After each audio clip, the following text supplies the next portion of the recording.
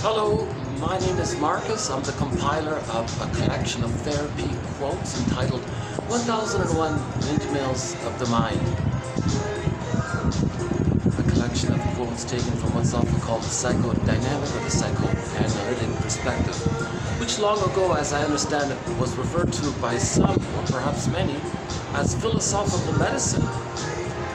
Because this perspective seeks to, if I can borrow from the next video, from a quote that we will be posting in the next video, it helps us to heal, as Leigh McCullough describes it, affect phobia. Her synonym for psychoanalysis or the psychoanalytic perspective is that the person has a great fear, a phobia of their emotions due to inner conflict.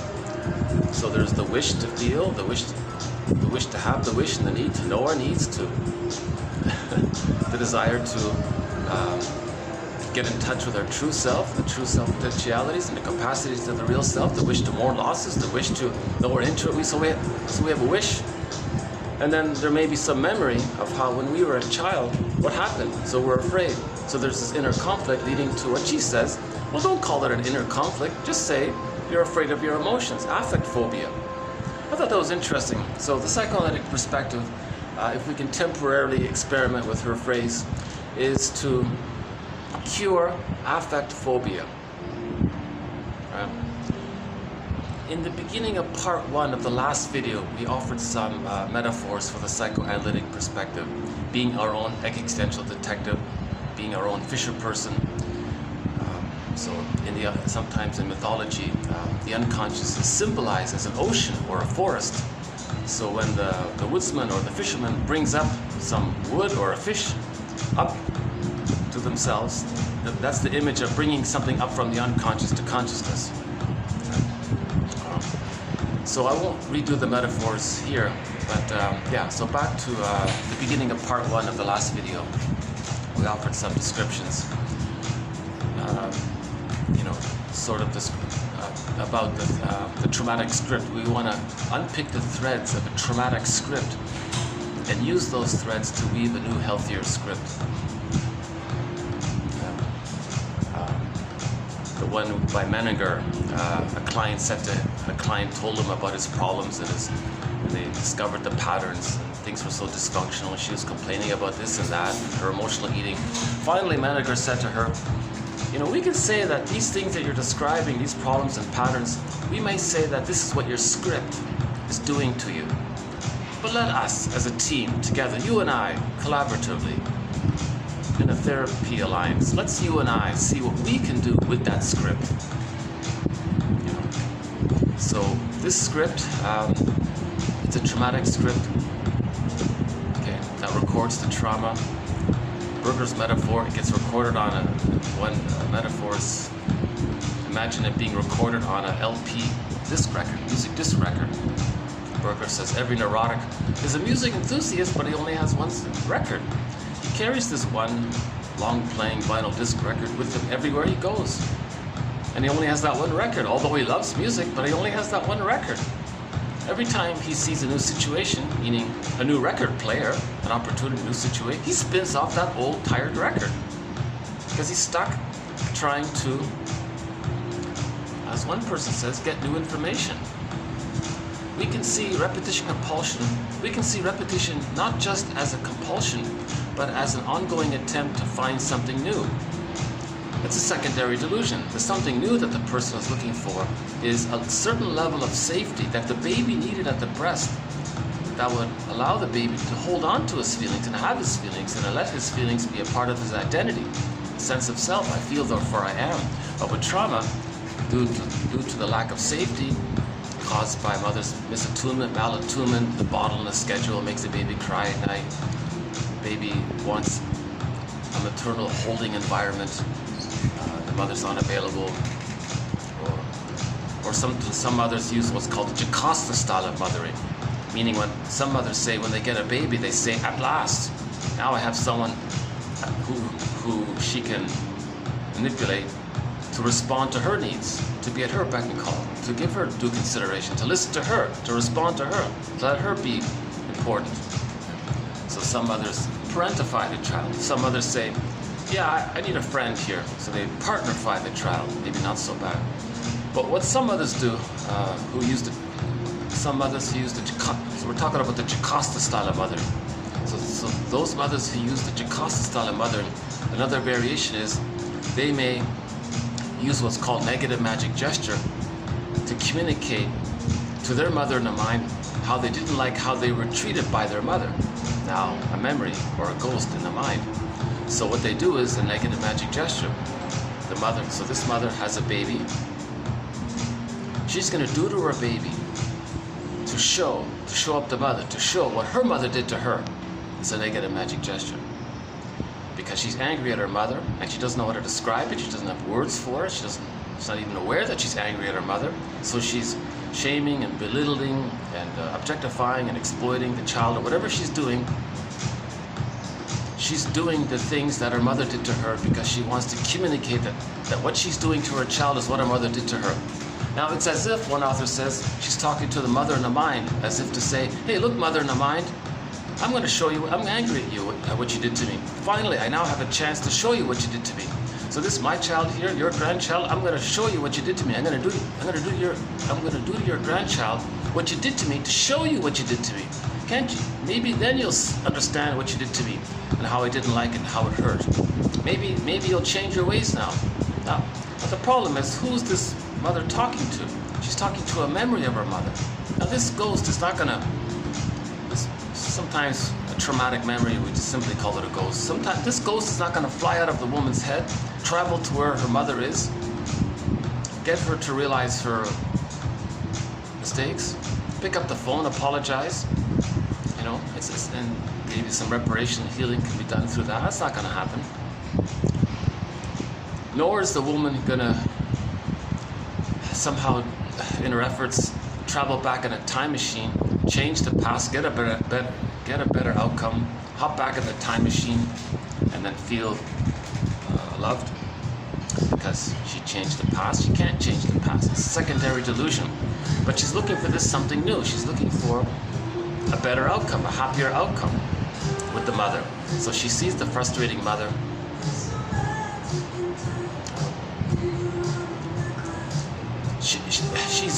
Repetition compulsion is about replaying the time with the mother that was painful in the present, thinking magically we can undo the past, change the past, get a better outcome for the past, not feel so pained by the past. We're looking for something new from the past. That's sort of the positive intention of repetition compulsion.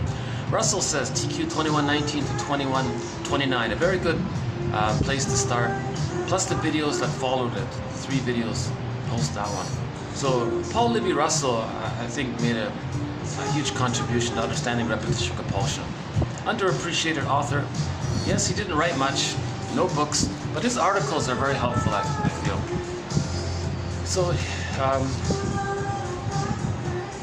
so repetition compulsion, Paul Libby Russell says, it's because we don't remember.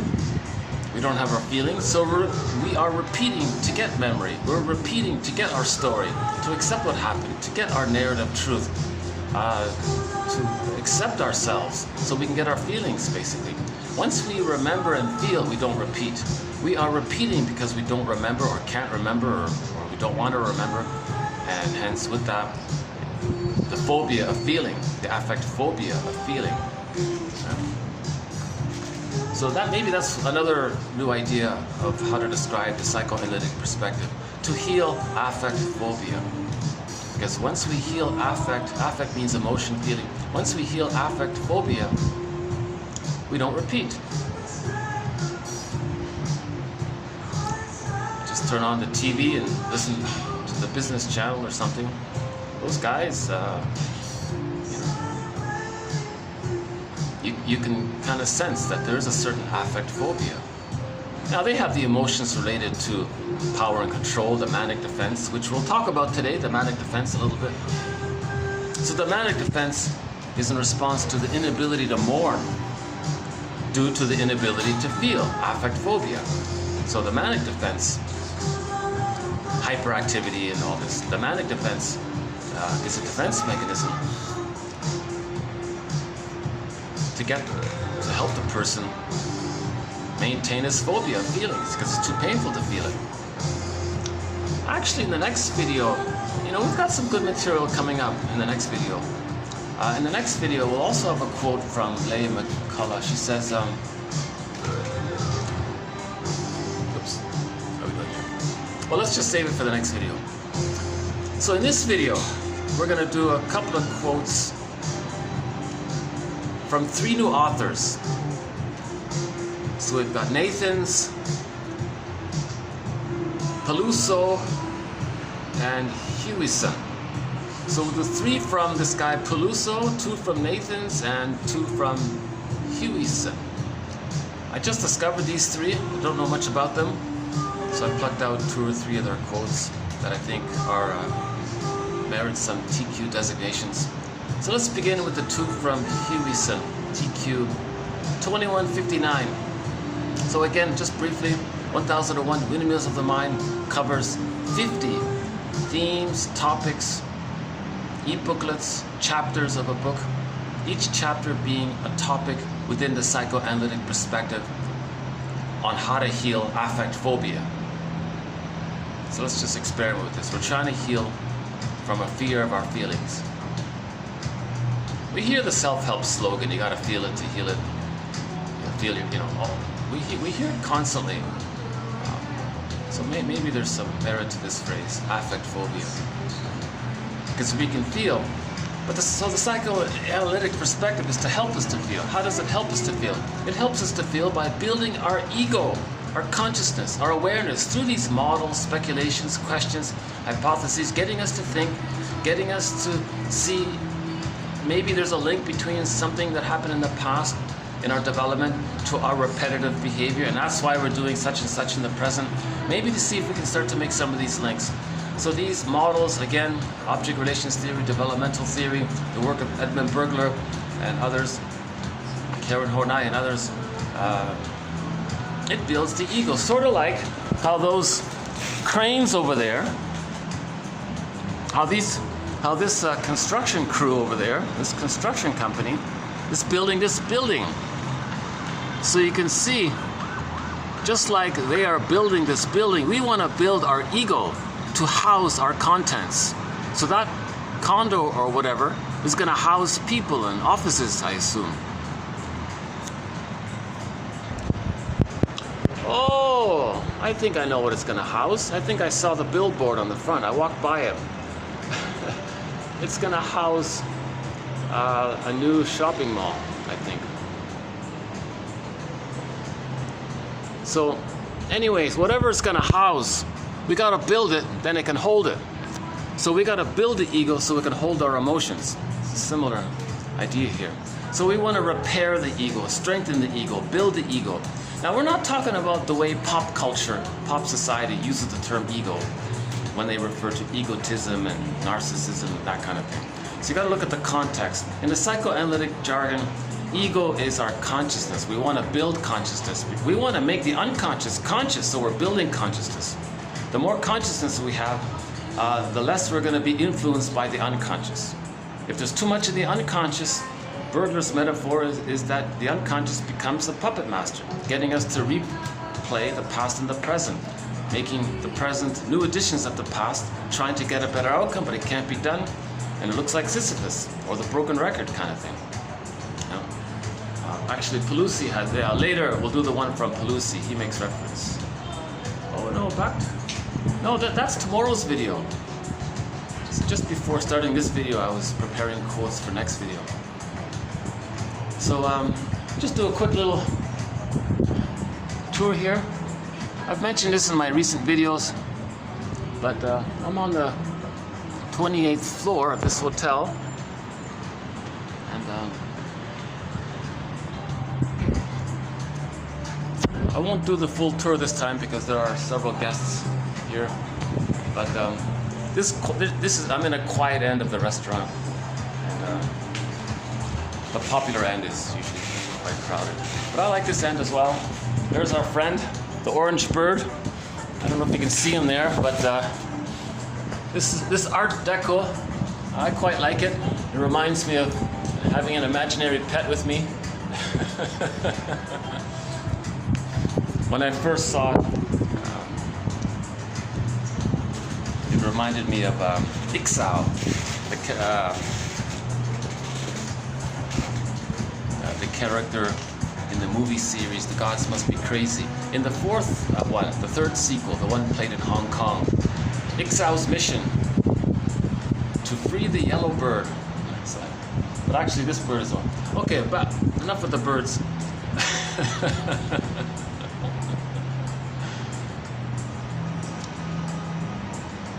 An odd thing, I suddenly developed a new fondness for, all kinds of birds now. I'm taking more of an interest in birds just as I started this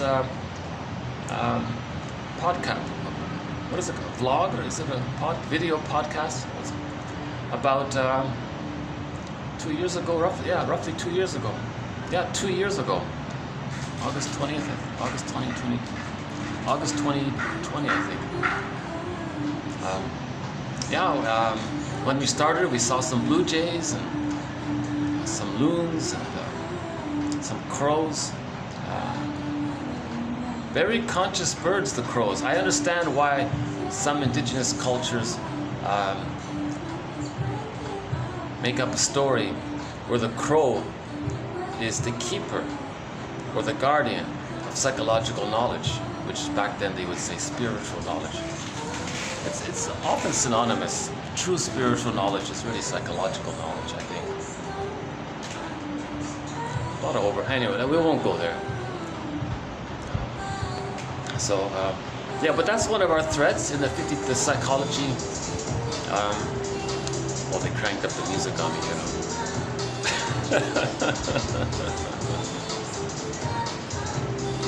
Let's see if I can just lower it a little bit. Hold on a second.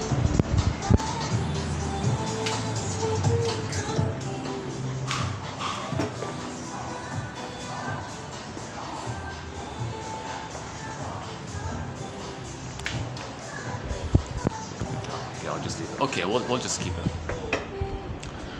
So, in the last video they had it at full volume. It was very distracting. Okay, that's okay.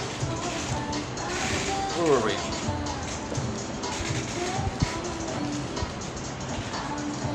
Yeah, sorry if I seem a little distracted today.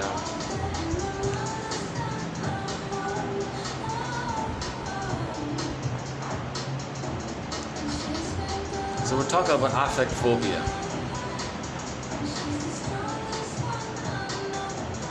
Russell says if we can heal affect phobia, we stop repeating. The problem is we're repeating.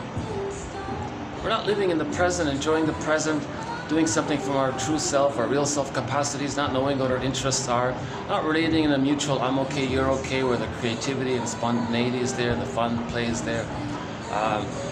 People who are in their senior years, they're not elders, they're still bitter and miserly and have a chip on their shoulder with their mothers seen onto the world, or they're acting like the mothers, seeing their shamed self onto the world, and then shaming the world to communicate that their mother shamed them. These kinds of, that's the negative magic gesture one, right? So they're not really elders, they're making excuses, rationalizations.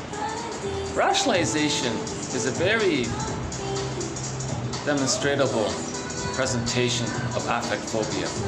When a person doesn't want to accept something, feel something, even admit that he doesn't know something about himself because it would bring up feelings, he masks it over with what's called rationalizations. These are convoluted pseudo-logic, fake logic, tricky logic, to ultimately sell the appearance of being reasonable, of being logical. And you can confuse others with it, or dazzle them with the way the impression you're giving as you're talking. So their slogan is, if you can't, how does it go again? From Dell. We got a quote from a college professor, Dell, D-E-H-L. If you can't dazzle them with brilliance, baffle them with bull, he said. So that's a way to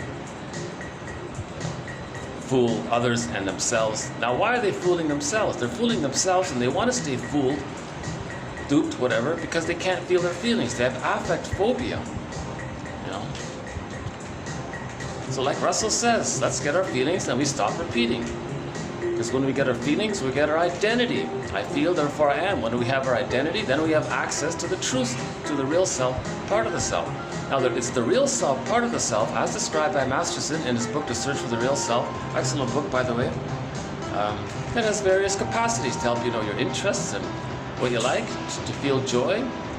The real self, part of the self, allows the person to mourn, because the real self allows the person a wide range of feelings, a spectrum of feelings, aliveness of affect, needed affect, appropriate affect for the situation. So the person can handle mourning the losses. If the person can't mourn losses, they may engage in what's called the manic defense. That's coming up here by Nathan's. This manic hyperactivity, because they're running away from feeling whatever loss they experience but can't admit. Because they didn't get their dependency needs met, so they don't have the strength to admit the loss. In the last video, we talked about Margaret Mahler's theory, a little bit about the separation individuation process. The baby has to be sort of at one with his mother in the beginning. When the baby's loved by the mother enough, he feels safe enough to know himself. Then he starts to differentiate and hatch out of the second egg. The extended womb is sometimes called the second egg, or the psychological egg. A lot of babies don't enter into this fusion with the mother, this total holding environment with the mother. So their feelings get squelched, then it's complicated grief in the manic defense. Then they mask it over with rationalizations. And they can be very persuasive in their, but if you do what Helmut Kaiser calls, listen carefully. How does it go again? Listen well for a spell before you are spellbound or something. So they want to, yeah. So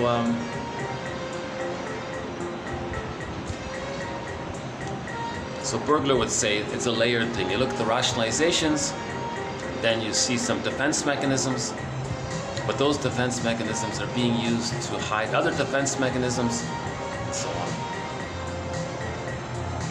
When there's trauma, there's doublethink. A person can act one role but feel the other because of the fusion, the self and the other is fused inside internally. So they act one and feel the other and flip it around and they'll not be aware of it. Those kinds of things. So we won't go on to that one here. But this first quote does address the issue of trauma, one of our threads here. So why don't we just begin? This is the one from Huey's. Actually, yeah, okay, let's just begin. TQ 2159. The personality seeks to protect itself from the wounding aspect of trauma. Networks of association are stunted. Creativity is halted. For example, the husband was utterly unable to bear any links between his current relationship difficulties and his traumatic relationship with his mother. Attempts to show him how much he projected onto his partner were swiftly dismissed, and the therapist's comments about this dismissal simply became persecutions rather than food for thought. The protective network of trauma. Okay, and the therapist and the client had a slogan. They said, "Oh, when you're resisting, that's the area is at work again." That was her idiom for resistance, when the client doesn't want to admit or consider something as food for thought, and rather has the impulsive judgment that the therapist is criticizing him and not considering that the therapist is there to help him. Why would she criticize him? So maybe he has maybe he's trying to communicate that when he was a child, he felt overly criticized by his mother. And the therapist says that maybe you're showing me what happened between you and your parents. And you're replaying it here to show me what happened. Maybe that's food for thought. No, you're not. I don't agree with the link you're making. You're in the present. So So she was talking about resistance. The personality can be very rigid. That's the resistance, so-called character armor, body armor, whatever. That's there to not feel the feelings that the person couldn't feel as a baby. So now if we talk about character armor, there's the body symptoms. Now we go to our thread on by John E. Sarno, The Body Bears the Burden one. The baby feels rage by the shame of not getting their needs met. Now that rage he can't feel, it goes into his body. So Sarno says 90% plus of the time, psychosomatic symptoms come from babyhood rage at being shamed during the time when the baby had a need, wasn't met, he felt shame, and then the rage. So the two seem to go together a lot, shame and the rage. The baby can't feel the inferno, the shame and the rage, the hell scene, the burning, biting feeling, just depicting the emotion of shame. Again, another thread, another chapter, the psychology interpretations of myths and fairy tales. Myths and fairy tales are metaphors for internal dynamics. They're true on the inside. They describe a traumatized psyche. They're like dreams. They're soul stories. We treat myths and fairy tales like long dreams. They're true on the inside. So when a myth or a fairy tale describes a hell scene, they're talking about the emotion of shame. So we want to face shame. So Odysseus faced the shame when he went into the hell scene. And he saw what was going on, what was related to the shame. He saw his mother there. He saw how he betrays his feeling, Agamemnon. He saw the repetitiveness. He saw Sisyphus. When he looked into Sisyphus' face, he saw that it was his face. So he faced some of this, he faced some of what's associated with him having been shamed. And then he left and moved, and he got some self-awareness. So that's...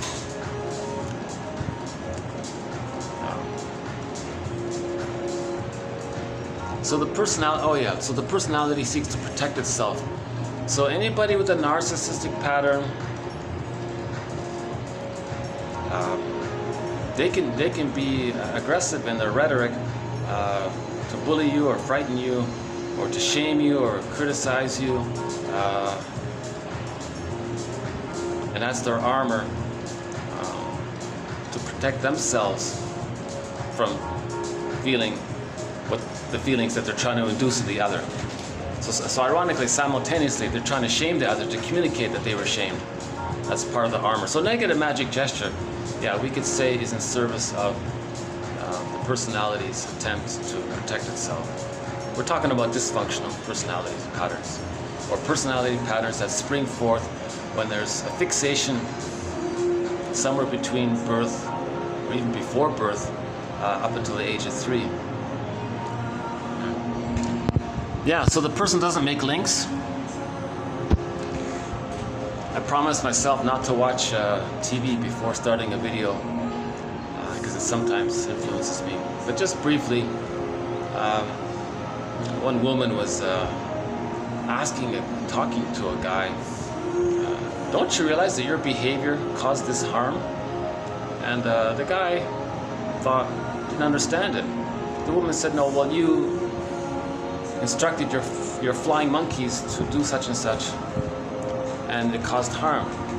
Can't you see the emotionality that you contributed to the harm? I didn't do it, the monkeys did it. So cognitively understands that he can hire flying monkeys and they do the harm, but he doesn't make the emotional link about it. So he's detached, and the woman was like shaking her head, kind of thing. So basic associations get disrupted with their trauma.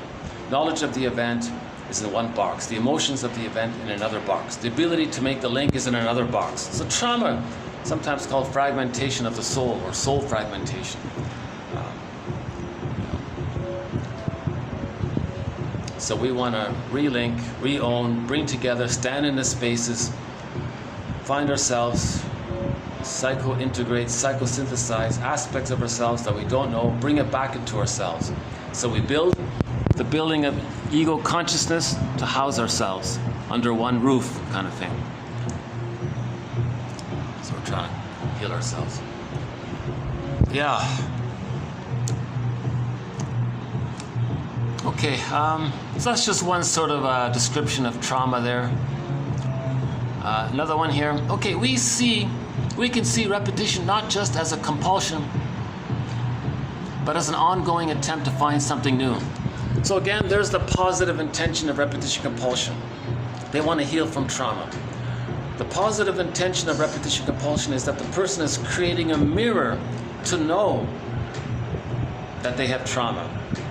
Repetition compulsion and trauma are synonymous. The idea is to be aware of that. The positive intention of a person noticing their repetitive dysfunctional behavior is so that they can know that there's trauma. That trauma creates that. So now they know there's trauma. So repetition compulsion is a mirror to know that there's trauma. Right? If it is only interpreted as a historical remnant of a previous injury, well, in this case, the couple will be condemned to repeat it. So they'll keep arguing, I guess. The therapist will make links to the partner's past, show them how they are repeating patterns from early childhood, and highlight how they are inducing and responding to incidents that do not belong to the present. So there's your projective identification. So this they were talking about the couple there. Each partner reminded the other of a parent. So they said, I love you, you're perfect, now change. That's the repetition compulsion. You're attracted to someone who's emotionally unavailable because the mother was emotionally unavailable. The other one's doing the same thing. So they both say, oh, you're perfect, you're perfect. That's great, I feel hopeful, excited or something. Now change. Now this change is the fantasy that the partner can be the breast mother. They can't do it. So and the other one's trying to do the same thing. They want perfect safety, perfect mirroring, perfect, the other's a secure base, reliability, all the things that the breast mother should have done. They want the partner to do it, but they have an autonomous self. They can't do it. That was a one-time deal. The breastfeeding time, the nursery time, that was a one-way ticket. That's a one-time deal. You can't still keep trying to do it. If you do, that's repetition compulsion. It's dysfunctional. It doesn't work. So the idea is to mourn the loss, mourn it, be aware of it, mourn it. There's a huge sadness around it. You need support for it. You need the knowledge, the yang. You need the presence of a caring witness, the yin. You need the yin and the yang for healing. So that symbol of the yin and the yang is a good reminder that in healing, we need both the knowledge and grief is healed when it's witnessed by a caring other. So the witnessing by the caring other, their presence, their understanding, their presence, that's the yin. The knowledge, the free association, the interpretations, that's the yang. So we need both. Okay. So if guests start to pour in, I might have to. So let's see if they stay or they'll choose another spot. Hopefully they'll choose another spot. Let's give them a minute. No, they're settling in here. Okay. So let's see if I can find another spot here. I don't want to disturb them, nor and at the same time I'll probably be distracted by them. So let's see if I can find another spot here. Hold on a sec.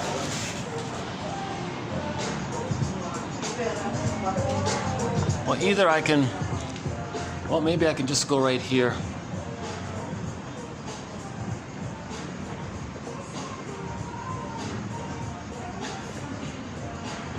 Those are taken.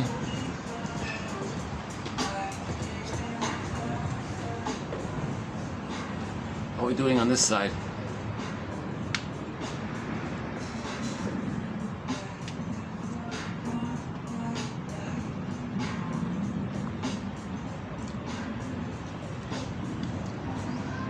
Yeah, there's a couple of people there.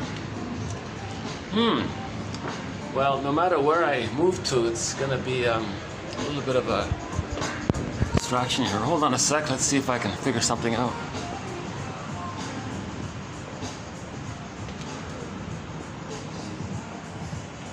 Okay, maybe I'll just let's temporarily move to the green sofa and a sec.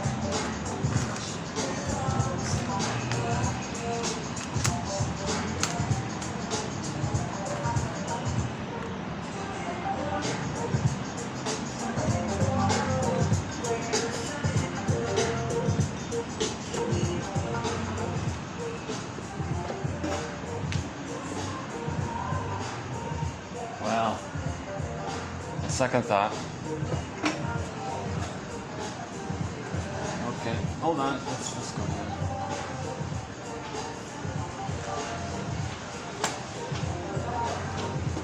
Okay, let me get my bag here.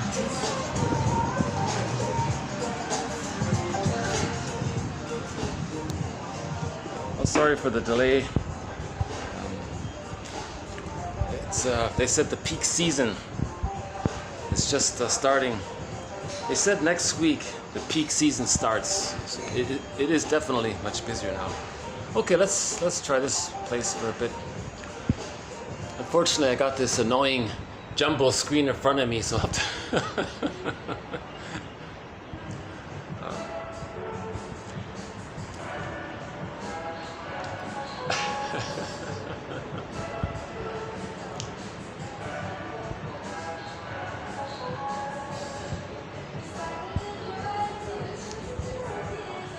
my little thought was that beer dispenser. Too bad it wasn't Polliner's 0.0 non-alcoholic beer. One of the companion beverages to 1001 Windmills of the Mind is Munich's non-alcoholic beer called Polliner's 0.0. That's the best non-alcoholic beer. I've tried as many as I could find. That's clearly the best one for me. So I've designated that as an official beverage, one of the official beverages of 1001 Windmills of the Mind.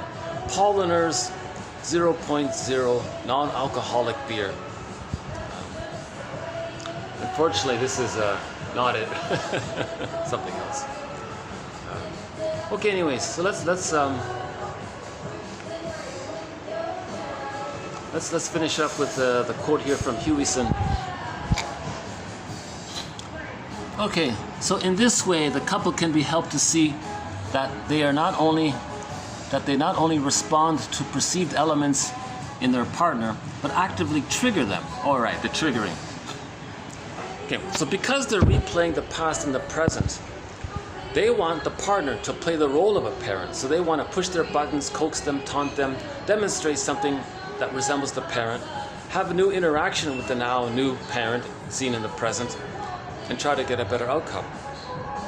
And the other person's doing the same thing. So they're both pushing each other's buttons. So that's called projective identification. So one partner has an image of the cold mother within, or the refusing mother within. They find this partner, they marry them. Now they want them to be like that. So they want to be difficult, be passive aggressive, withholding the silent treatment. And you just do a little subtle digs or something. Get them to act like, to behave like the frustrating, refusing parent. Then you go, aha, I knew it.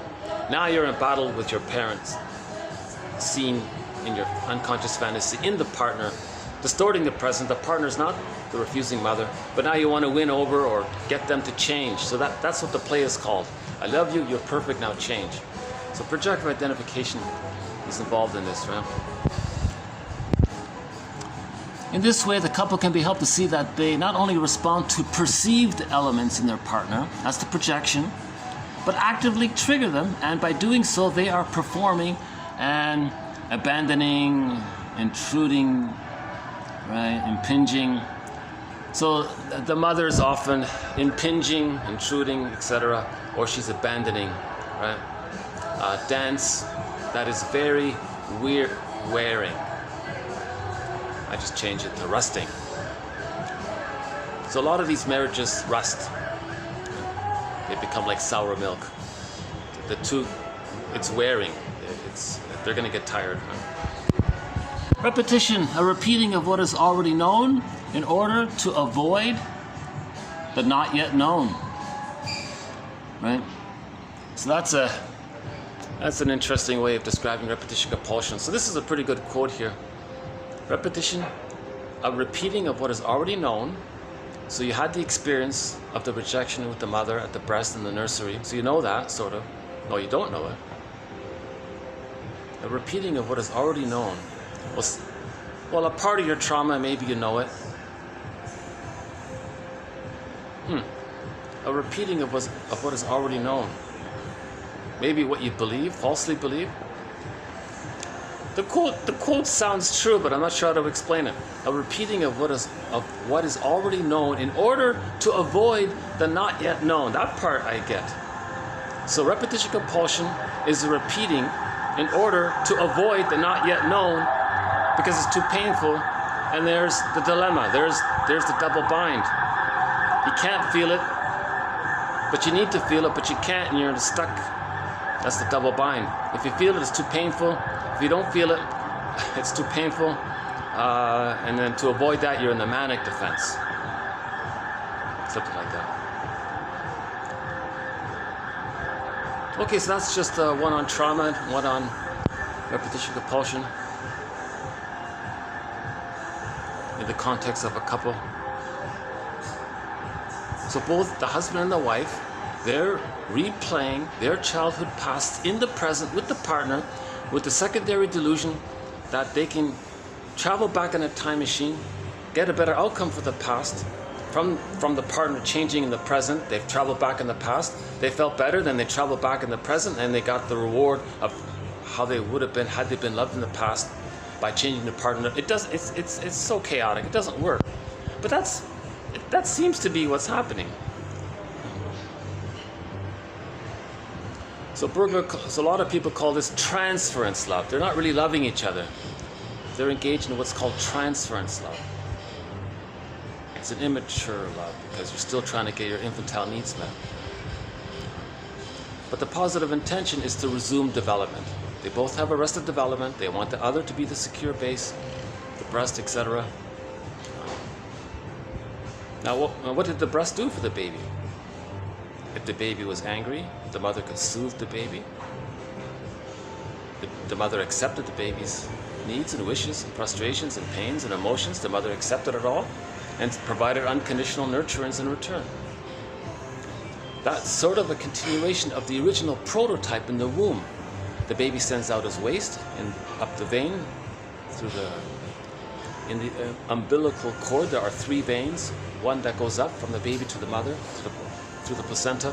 So the placenta metabolizes, literally metabolizes the baby's elimination, and then the nurturance comes from the mother, comes down through the placenta, down into the baby. So the placenta and the cord, they're doing everything for the baby, taking care of his negative side, providing the love that he needs. Okay? In the nursing, the mother soothes the baby's distress, provides the love the baby needs.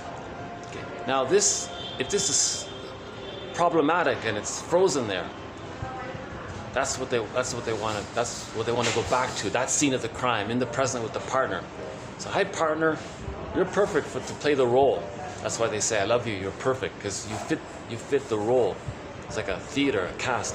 You're going to play the role of my refusing mother who made me feel arrested development and fixated me in this time in my life when I needed unconditional love. And you're going to provide that unconditional love and not have needs of your own. Because the mother is not supposed to take any needs from the baby. The mother's not supposed to use the baby to comfort her.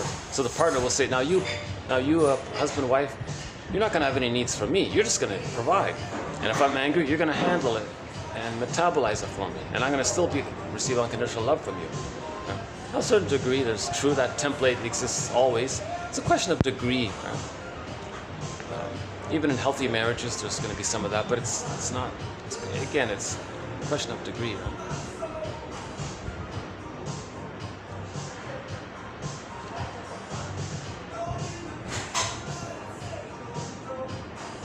So just the awareness of that, just the awareness of the functions of the placenta, the functions of the maternal holding environment.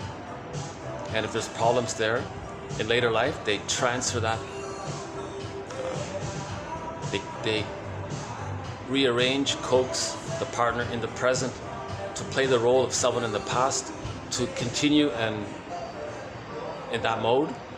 It depends on the level of it, right? If the person has one of these, if the person has arrested development very early on, they're going to be more difficult. If the person has arrested development maybe later on, let's say in the 2nd year, maybe it's not as difficult. Okay, let's move on to Nathan's here about complicated grief, the link between complicated grief and the manic defense. Okay, so mourning past or impending loss. So mourning past losses. So mourning lost, right? Oh yeah, they were talking about infidelity as an example of the manic defense.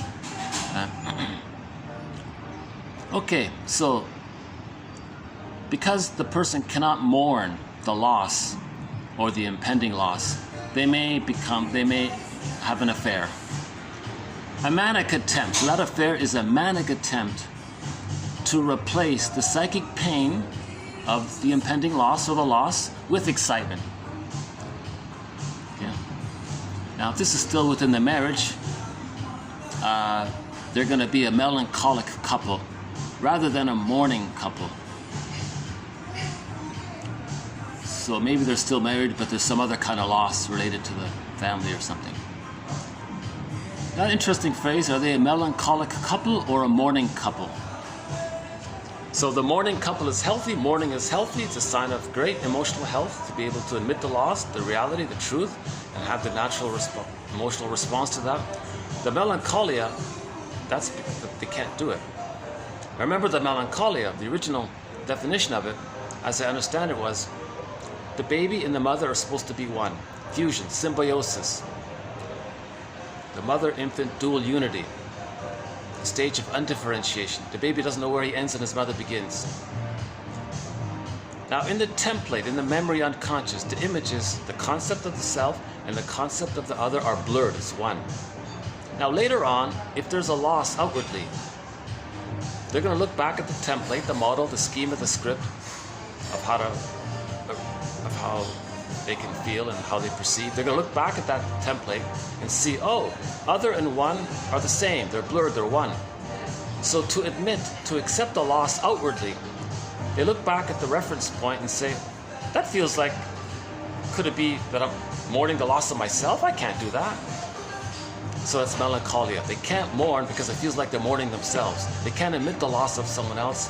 They can't admit the divorce or any other kind of major loss because it feels like they lost themselves because of the inner fusion. They haven't achieved differentiation. In the internal model, in the unconscious, they haven't achieved differentiation. Right? So the other and the one are still blurred like that. The baby didn't enter into the maternal holding environment. The baby is, maybe he's in it, but he can't get out. He's stuck there, that kind of thing. So the psychological equipment needed for mourning is differentiation. I'm okay, you're okay. Concept of the other as whole, three-dimensional.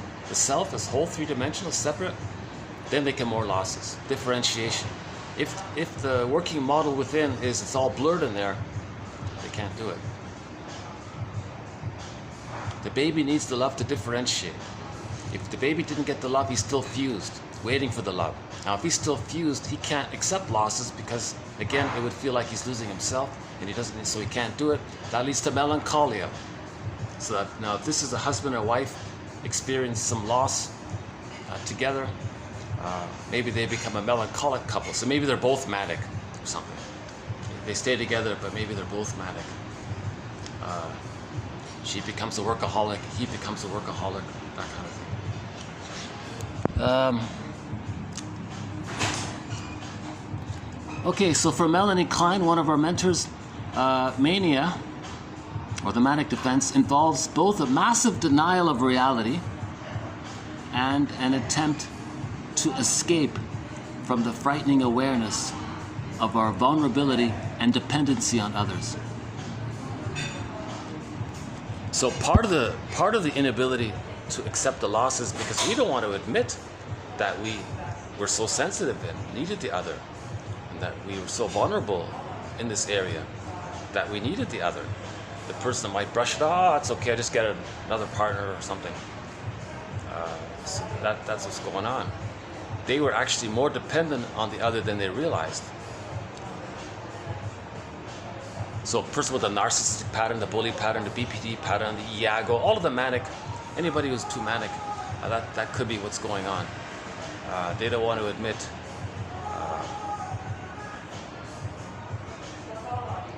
that if they were to really trust someone, they would be trusting someone who couldn't offer what they needed. That means they'd be pained all over again, so they're manic. Resulting in a desperate attempt to become like Peter Pan. Okay, so all of the Don Juans and the Puers, the boy who won't grow up, Peter Pan, that kind of thing. They might join certain occupations that need manic types, people with the manic defense. The plunder system for sure. So the plunder system is all manic plunder, right? So they'll hire people with the manic defense. So I imagine if there's an interview, they might say, how did you feel when your parents died in the car accident? Oh, whatever. Okay, you're hired. Whatever. I don't know, I'm just guessing. Okay, Klein theorized the manic defense as a mechanism of overactivity that serves to manage the anxieties associated with the depressive position, meaning the experience of loss, vulnerability, dependency, limitation, and the awareness of time and mortality. Okay. So, one of the great tragedies in my video podcast was a couple of months ago, something mysteriously happened. I lost 17 of my very best videos. Within the 17 videos, so that was over 50 hours of commentary.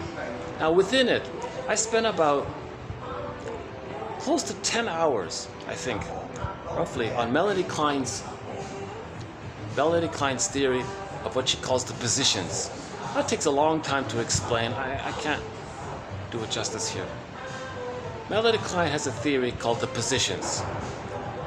In the beginning, the earliest one is called the paranoid schizoid position. Emphasis on the word position. When the child heals this, if the child is loved, he advances to the depressive position. That's the healthier one.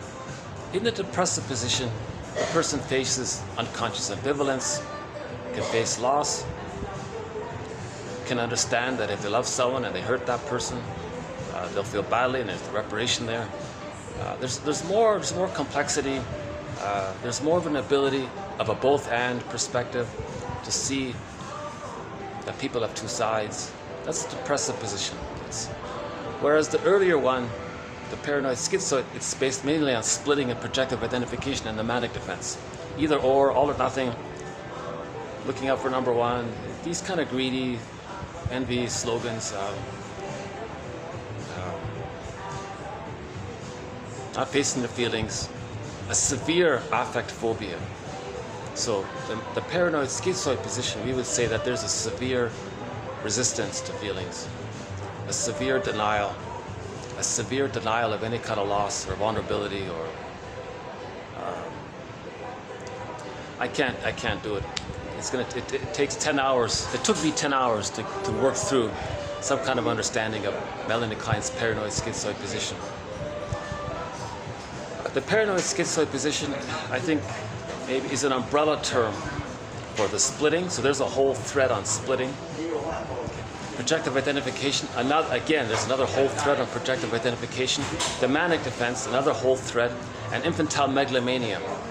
So those 4 e-booklets all together, I think pretty much cover the paranoid schizoid position. And the schizoid pattern, there's another thread. So those 5 e-booklets, if you read those 5 booklets, chapters, that pretty much describes the paranoid schizoid position. That's the more traumatized one, the more immature one. That's the all or nothing thinking, the bully pattern, the Iago pattern, the schizoid ones, the unhealthy 5s on the Enneagram, the unhealthy 8s, in particular. The BPD. Now the codependent pattern, they have arrested development a little bit later on. That's called the depressive position. Their stuck. They're betwixt, in between, in the separation individuation process. They partially differentiated. They halfway hatched out of the second egg, the psychological egg. Now the earlier ones in the paranoid schizoid position, they either didn't enter into the egg, that's why they're so manic, or they were prematurely ejected out of the egg, or they're in the egg but they can't get out. That's the paranoid schizoid mode, so there's a lot more negativity there. Their philosophies are very negative, very strong rationalizations, and they cling to them. They severely take refuge in the grandiose part self, the ego ideal, the image of themselves of when they were in the womb where they were little gods and they're always thinking of themselves. They believe themselves to be like that. Oh, we've got some workers here. I might have to change here. Why don't I use this distraction? Take a little stretch here. Hold on a sec. Oh, the green sofa's not so bad. Let's see if any other... No, that area's gone.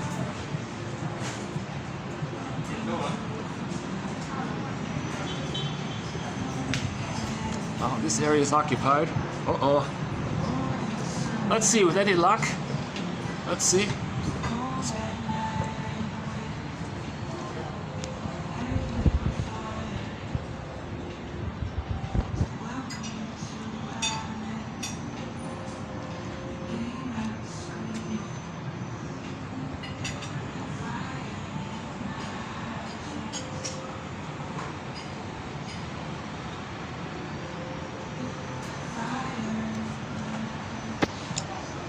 Maybe I can do part of it here.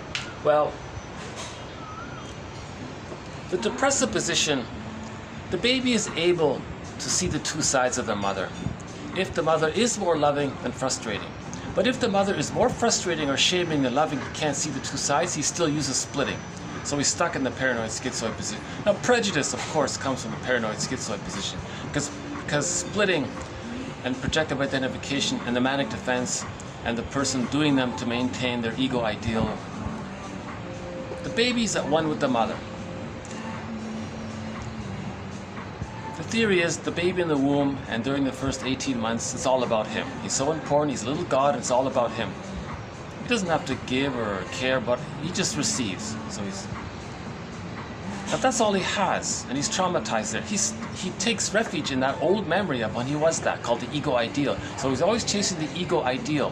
So that was the image of a narcissist when he sees the reflection of himself in the water. And the object of his affection is his reflection. This reflection is the ego ideal, meaning an extension of the old narcissism. He's still clinging to the lost paradise with the mother. The lost paradise of the mother, where the mother was one with him.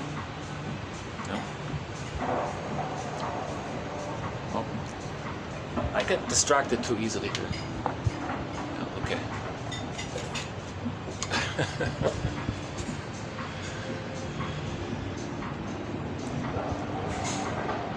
Okay. So the theory is the baby has unconditional hallucinatory omnipotence. What he needs, he gets it.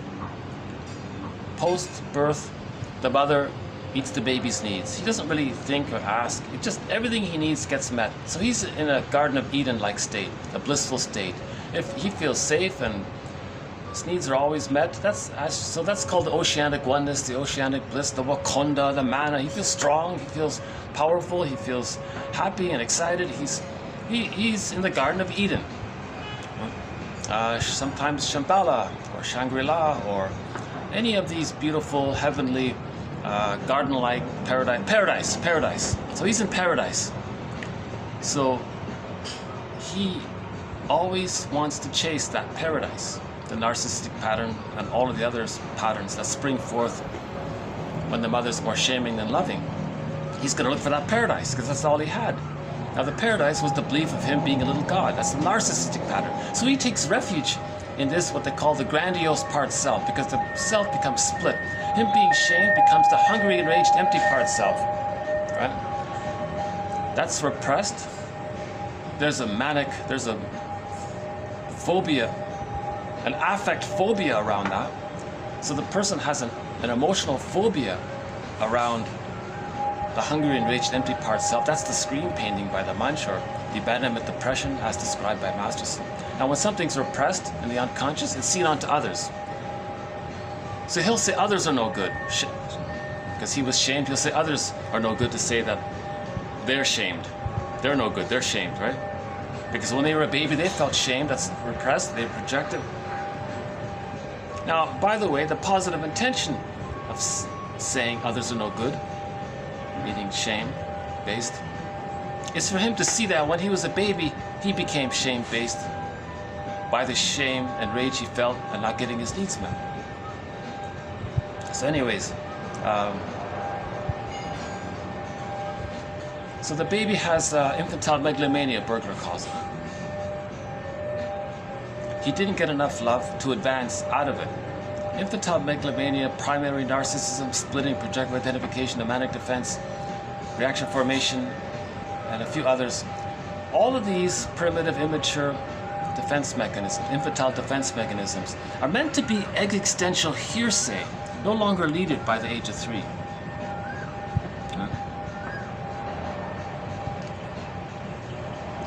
When the baby's more loved than shamed. All those may be temporarily used, but they're dropped. But if they're not temporarily used, he has to cling to them. He's stuck, and that's in his template.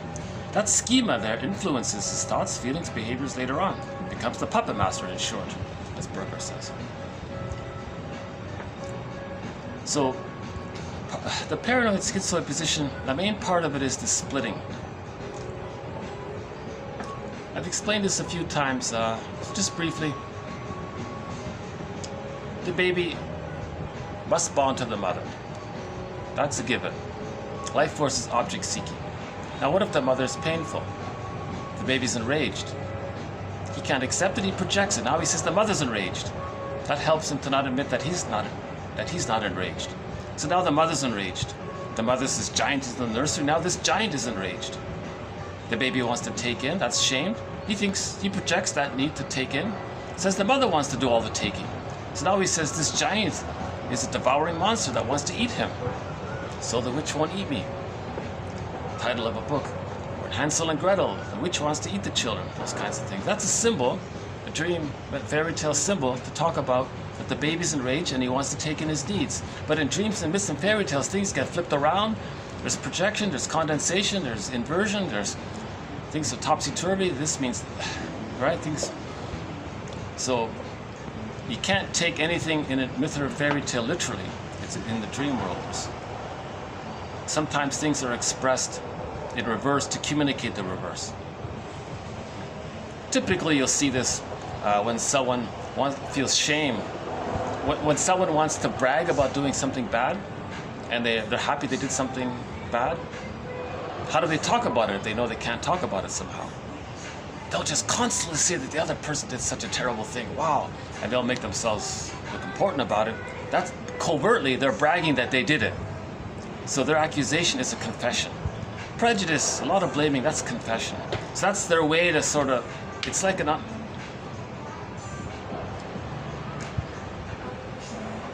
So we could say that some people are communicating from the unconscious mode, where they don't say that they feel embarrassed about something. They may, because of the arrested development, greed, hate, envy, shame, they did this, schadenfreude and all this, they may say they're glad about something, but they want to talk about it.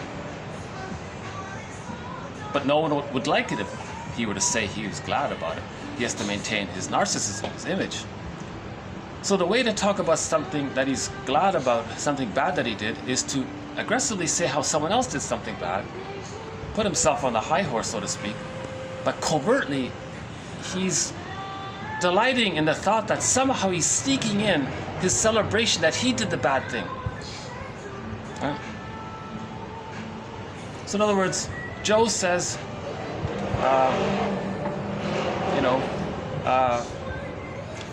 it's wrong for Frank to think this or want this or do this or... Now Joe is confessing that he did those things and he's delighted about it. But he flips it around, says Frank did or wants or thinks that, and is angry instead of happy, but secretly he's happy that he did it. So that's like in the dream world kind of thing. It sometimes comes out.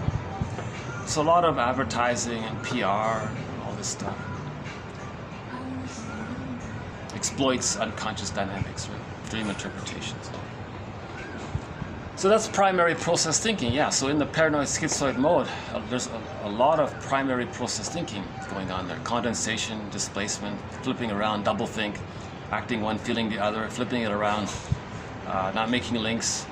The emotions are separated from the cognition of an event, things like that. It's a symptom of trauma, right? The paranoid schizoid mode. A person can be stuck there.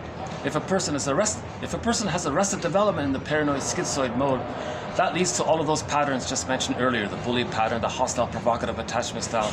Karen Horney calls it the aggressiveness, vindictiveness pattern.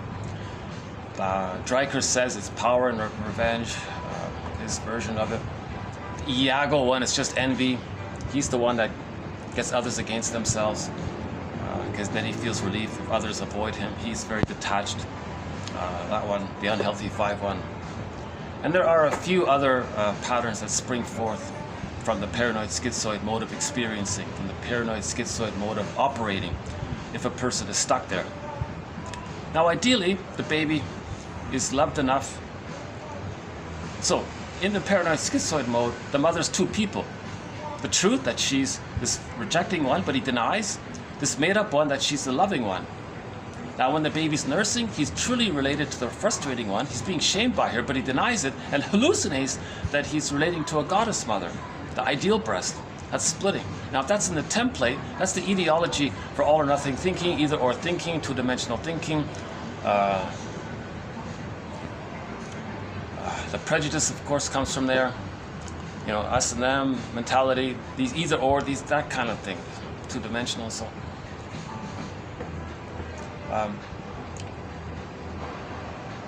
The child needs enough love to be able to accept that the mother is three-dimensional. The mother has two sides of her. He can handle it if he's loved more than shamed. If he's shamed more than loved, he can't handle it, then he maintains in the template the splitting. And they can get stuck there. Now, if the mother is more loving than shaming, the child starts to get to a place sort of in the second, beginning around the 10th month or something. The child gets the thought, oh, wait a minute. Mother is sometimes frustrating. Oh, I get it now. She's loving, but sometimes she's hurting. Okay. And the child goes, well, that's uncomfortable, but I guess he can handle it. Now that's reality. He can handle it. That's facing the ambivalence. He can hold it. He can see the two sides of the mother. He can do it. Now he can only do it if the love with her outweighs the shame with her.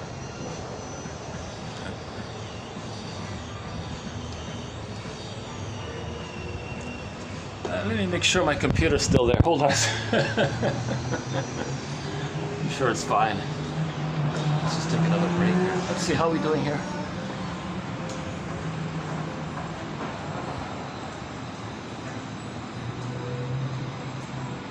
Okay. Also, the repairmen have left, so that's good.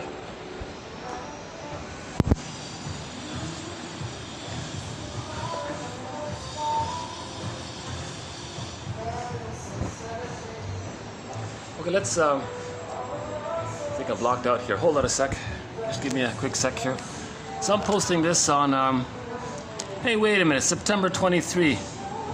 Isn't that Freud's birthday or something?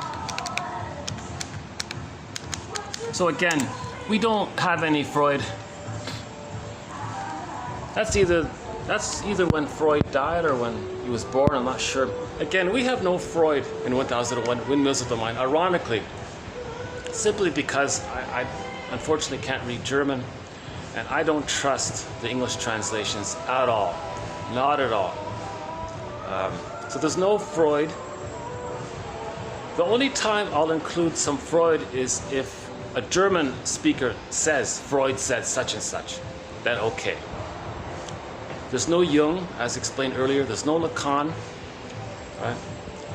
There's only a couple by Adler, a couple by Kohut. So ironically, many of the big names aren't even in this collection.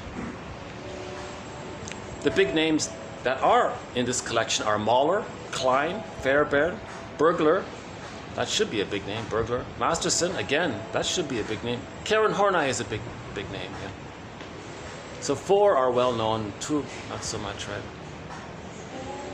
Yeah, that's interesting, right? So the lesser known shrinks are Burglar and Masterson. The well known ones are Fairbairn, Mahler, Klein, and Karen Horney.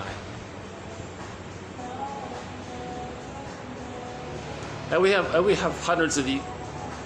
We have hundreds of these quotes, like from Nathans and from Hewison and Calusi. So we have a lot of quotes from lesser known authors like Solani and Ogden and Guntrip, other ones.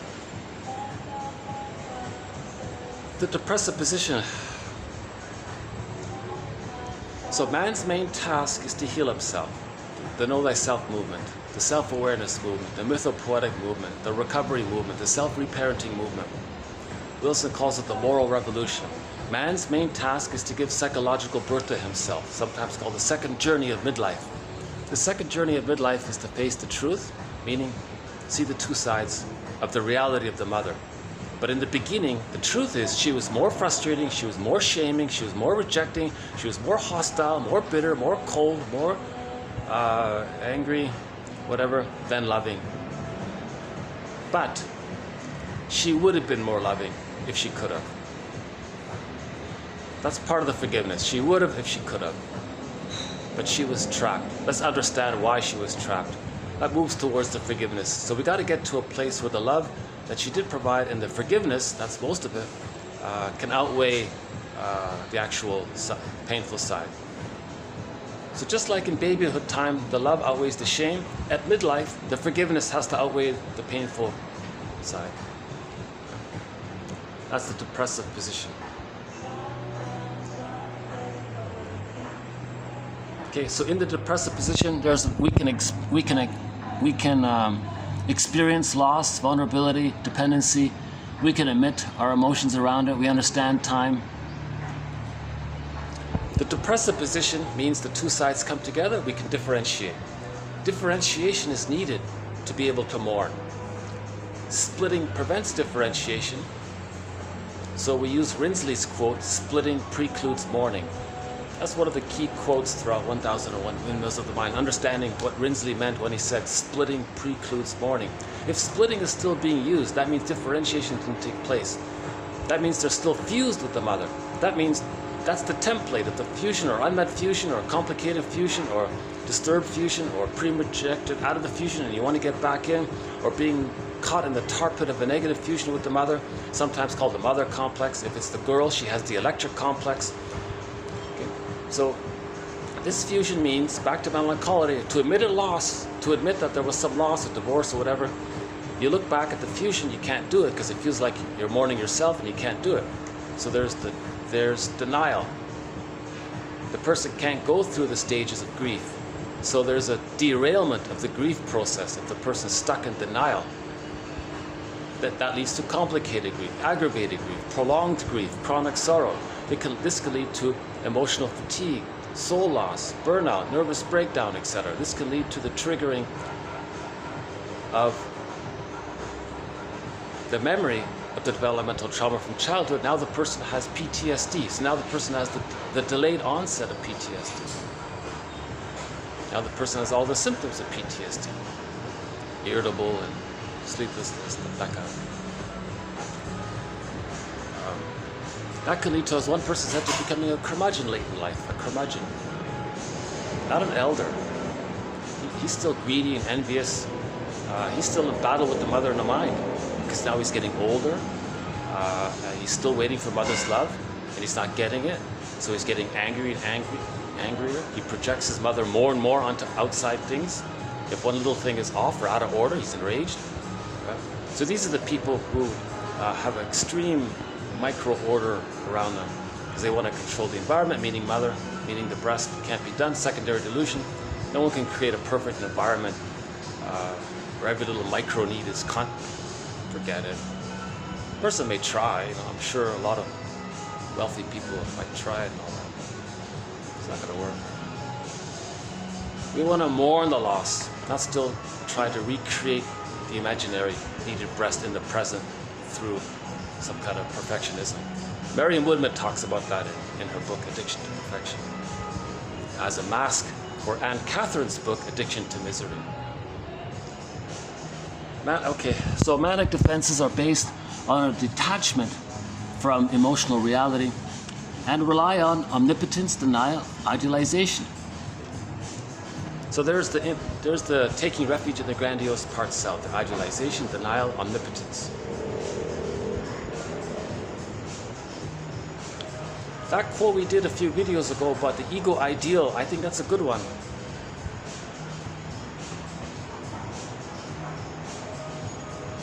They're always seeking to shame others. That way they one-up themselves.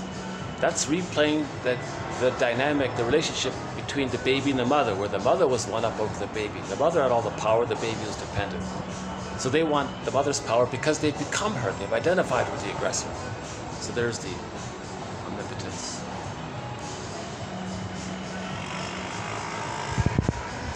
The omnipotence, the infantile megalomania, the primary narcissism, replaces concern for others with control.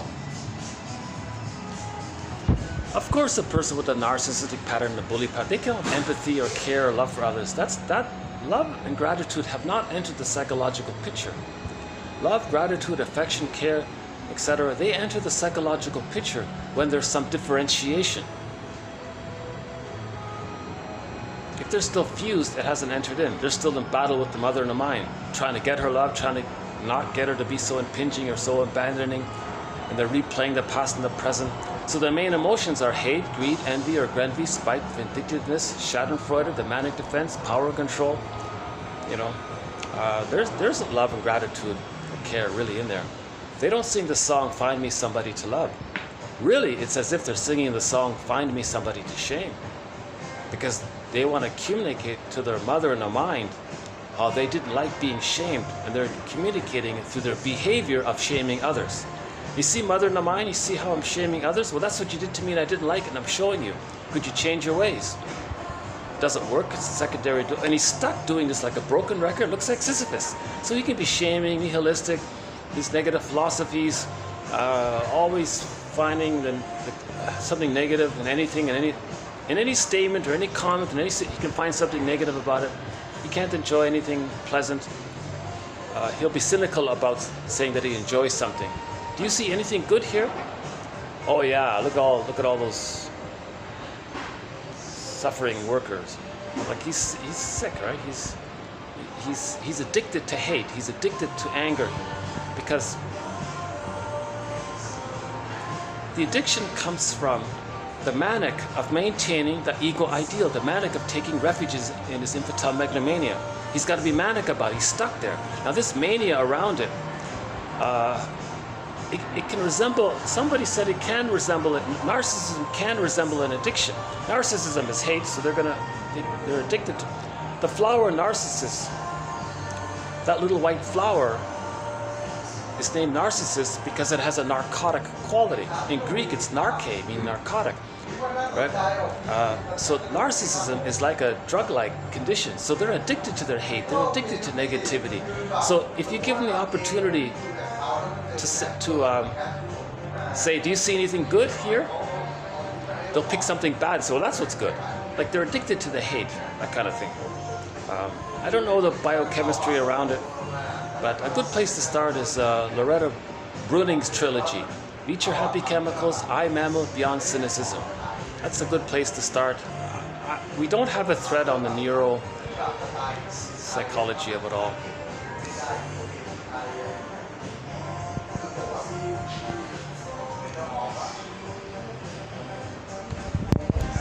Again, so mania, the manic defense, is an escape from complicated grief, meaning melancholia.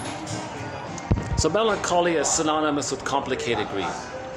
Okay, chronic sorrow, the derailment of grief, aggravated grief, prolonged grief, the inability to grieve, melancholia, they're all pretty much synonymous. So the manic defense, this hyperactivity to keep you distracted, you're just running away from the sadness that you can't face.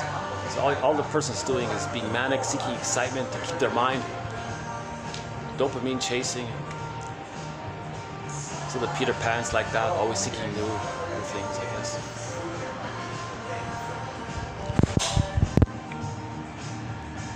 Okay. So one example of the manic defense is infidelity. Okay? Infidelity, a manic attempt to replace psychic pain with excitement. Right? Development of the depressive position creates a capacity for mourning. Okay, there's a key sentence right there. Development of the depressive position. We want to develop the depressive position. Now that jargon doesn't mean depression. Forgive psychology for its jargon, just forgive it. Robert Bly says, the depressive position just means you'd feel bad if you were hurt the one you loved, that you have that ability to see that the same person you love sometimes disappoints you. So that's why they call it that, roughly. Slaney explains it in his book, Fairbairn's Object Relations Theory. Development of the depressive position, meaning facing unconscious ambivalence. Now splitting means there's unconscious ambivalence. We can't accept the two sides. The truth will set you free if we face the two sides. Development of the depressive position creates a capacity for mourning. Melanie Klein, 1940. So that would be a good article to read. Melanie Klein's 1940 article on this topic. Healing the splits, bringing the two sides together, creates a capacity for mourning. Forgiveness creates a capacity for mourning. Seeing that the mother was trapped in her dilemma, the mother was a victim of the plunder system. Maybe the mother came from a country or a land that was plundered, and she was traumatized by the environment, and she has PTSD. The mother may have been traumatized at birth, or maybe there was nutrition issues because of the plunder system to create poverty, to create a pool of poorly paid workers to do all the work.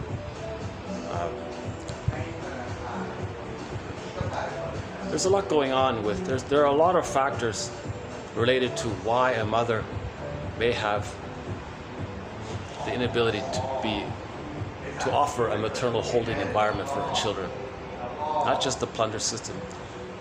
It could be the relationship, could be intergenerational trauma, school shock, trauma at the dentist's office, shock trauma while getting their tonsils out.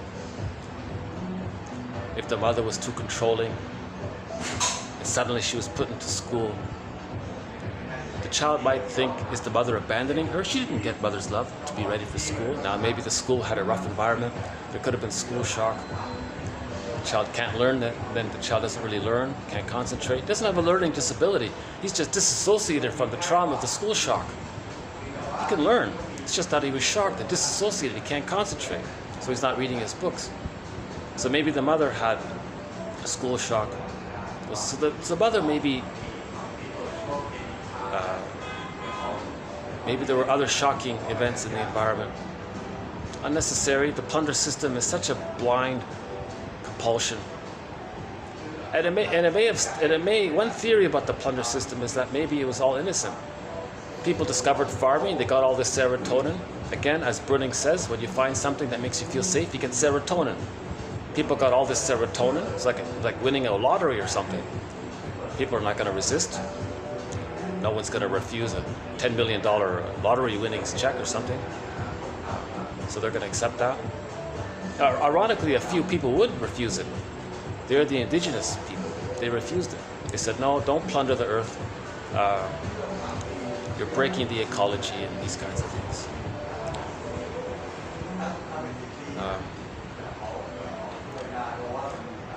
Okay, I've got a distraction. Let's see if I can find another spot here. Hold on.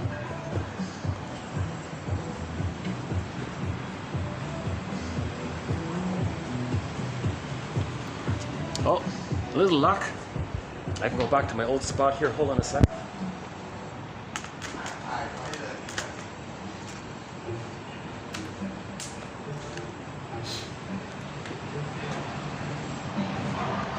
Hello, bird.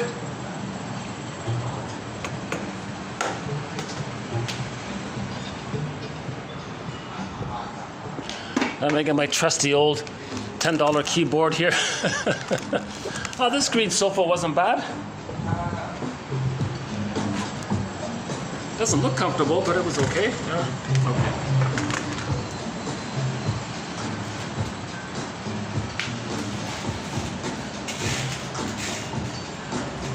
Okay, back to this has been a good little spot for me. I got to appreciate this hotel. It's very hard to find a spot in this busy city where I can do videos. This place has been really good. A nice staff here too as well.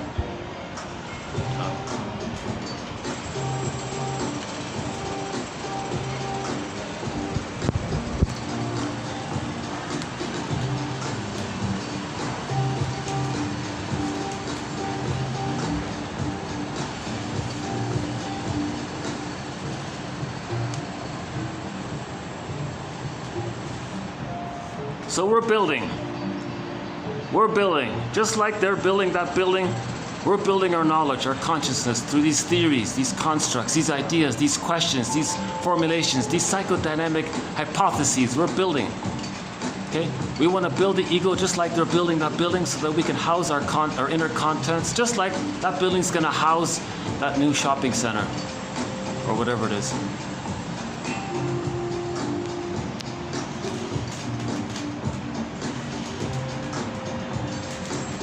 Okay, so this thread on the manic defense is still in its early stages, so we'll be adding more quotes to the manic defense. It's underappreciated. I don't see it used often, but I find it a catchy phrase, the manic defense. Sometimes called hypomania. It's not full mania, but it's a hypomania.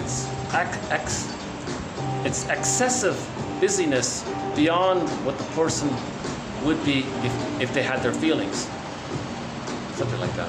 And they're hypomanic because they can't feel their feelings. So that's a symptom of complicated grief. So in other words, that's a mirror. If a person is hypomanic, that's a mirror for them to know that they're not really feeling. They're running away from their feelings. Should we leave it there for Nathan's? So the key sentence here is this one: development of the depressive position, seeing two sides, finding the two sides. Okay? Now this finding the two sides, Pelusi describes it as non-linear thinking. So you want non-linear thinking. So you want three-dimensional thinking. Creates the capacity for mourning. That's what we're looking for, the capacity to mourn. Oh my God, maybe that's another way to summarize the psychoanalytic perspective. It's to help a person find their capacity or their ability to mourn. They have the ability. Let's help them then have the capacity for it. The capacity rests primarily and fundamentally on the individual's relation to reality. Can he recognize and accept? Can he say, I experienced a loss? Robert Bly said that to a group of men in the auditorium. Men, just say it. That was a loss. And he had them chant it and repeat it. That was and men were crying because they never accepted the loss. I think people first had to imagine something they lost. Imagine someone or something important to you that you lost. A home. You had to move cities and you didn't want to. You lost something. Maybe you lost something. A relationship, family members. Think of a loss. So all the men were thinking about it. I forgot exactly what he said, but something to the effect, say now, that was a loss. That was a loss, right? Oh no, I'll keep it, but thanks, yeah. The waiter was going to take my coffee cup away. Still half full, that's okay. He's a good waiter. Did you get a glimpse of him? He's a good waiter. Okay, let's see here. Anything else?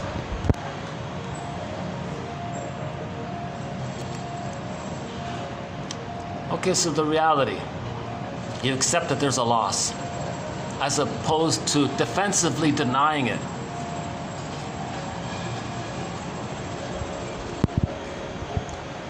So we have one quote that said mourning is more about remembering than forgetting. Meaning you want to talk about the person. What do you miss about the person? What did you like about the person?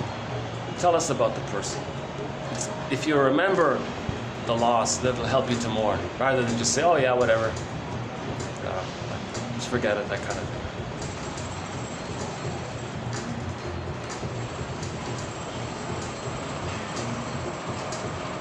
Maybe we're moving into the age of complicated grief, I don't know. If we're in the age of narcissism, maybe we're entering into the age of complicated grief, where we're advancing our understanding. We're fine-tuning our understanding of our psychological age. Maybe we're entering into the psychological age of beginning to accept the reality of loss. So maybe we're in the psychological age of hypothesizing this question of what mourning is. Do we need to mourn? Why mourn? Okay, let's go on to, we'll update that one. Lucy, the last one here. Okay. Non-linear thinking, three-dimensional thinking, out-of-the-box thinking, I guess. Metaphorical thinking, symbolic thinking, seeing the three sides of a coin thinking. Non-linear thinking means that a person sees beyond the facts to the patterns that emerge and realizes that there may be more to a situation that is presented on the surface. Okay? So back to the metaphor about the beautiful scenes in nature, the valleys and the hills and all that, were created by tectonic plates. So something in the ground, something that we don't see, created something on the surface. Okay, so the patterns created something on the surface. So an unconscious pattern is creating some present behavior. We take the present behavior as a symbol, as a symptom for something unconscious that's going on underneath. Right? Deal with the issue, face the issue, deal with the issue, not so much the expressions of the issue. The expressions of the issue are what we see on the surface, but find the issue underneath, says Strikers. Rudolf Strikers. People who consult practitioners of psychology or therapists, let's say, typically become stuck in their life. As a solution, they attempt to do more of the same, only to find that such solutions are ineffective and typically worsen their circumstances.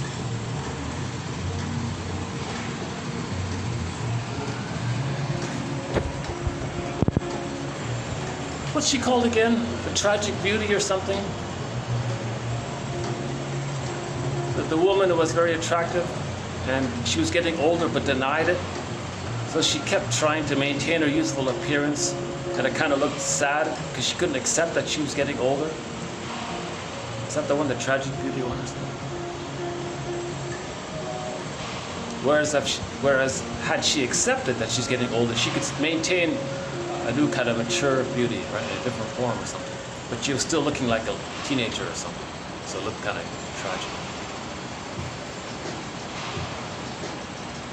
Well, think about emotional eating, huh? People who go to therapy, it's because they're stuck in their life. As a solution to their problems, they attempt to do more of the same, only to find that such solutions are ineffective and typically worsen their circumstances. Oh yeah, the typical thing is, well, if I tried this way or if I tried that way. Tomorrow we'll have a quote about a guy that Leigh McCullough describes. He was doing something wrong. He thought he should fine-tune the wrong behavior.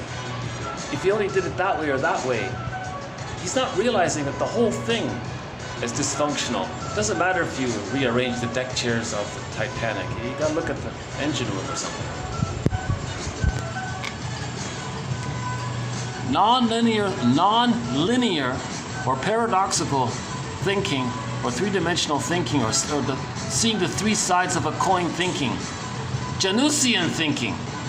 Okay, so Janusian thinking is reflective and finds meaning and possibilities that go beyond what is readily observable.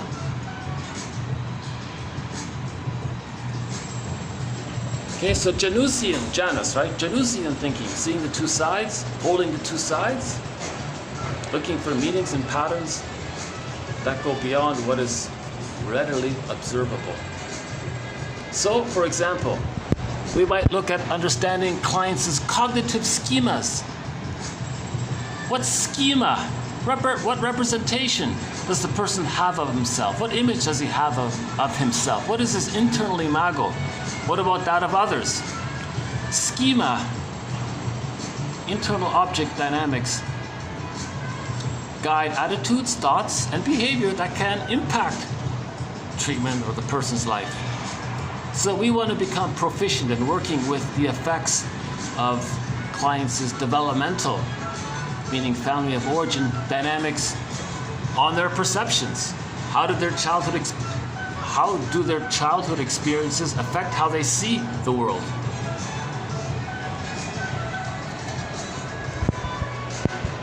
So again, schema dynamics, that's another jargon here. Schema dynamics can affect our attitudes, thoughts, and behavior. That's the puppet master. So the schema means representation of the self can be fragmented. Representation of the other can be fragmented. Now each self representation has a link to another representation, and the link is the emotion. But that emotion, we might have a fear around it. The idea is to see the other in her totality. That helps us to see ourselves in the totality. So the other representation images come together. The mother as liar, the mother as rejecter, the mother as promiser, the mother as satisfier under conditions that please her, mother as occasionally well-meaning, the mother as etc. So mother as bring all those together as a concept of her as a whole person somehow. That helps to do it for the self. Now you have differentiation. That's the depressive position, leading to differentiation, which leads to the ability to mourn.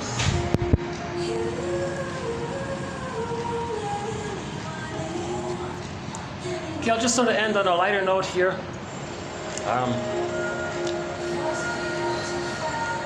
I'm not really a Star Wars fan, that movie trilogy, but he includes it in here. This Belusi one, actually I got this from an introduction to psychology for students of counseling. It's sort of a simple, basic, very basic kind of book for high school students or something, talking about logical fallacies. What does a double bind mean?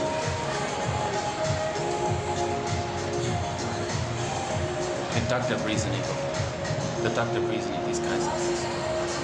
I don't really recommend, honestly speaking, I skimmed through it quickly. I don't really, oh, there goes my cup, okay.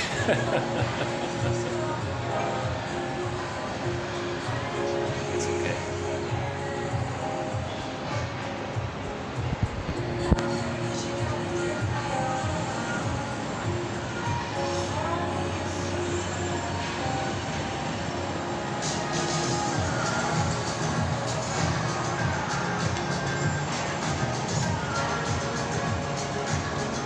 Yeah, I wasn't even going to bother with this one. It's a bit absurd. He was trying to be lighthearted, I guess. He was trying to be to catch the reader's attention. So this is how he opened his book.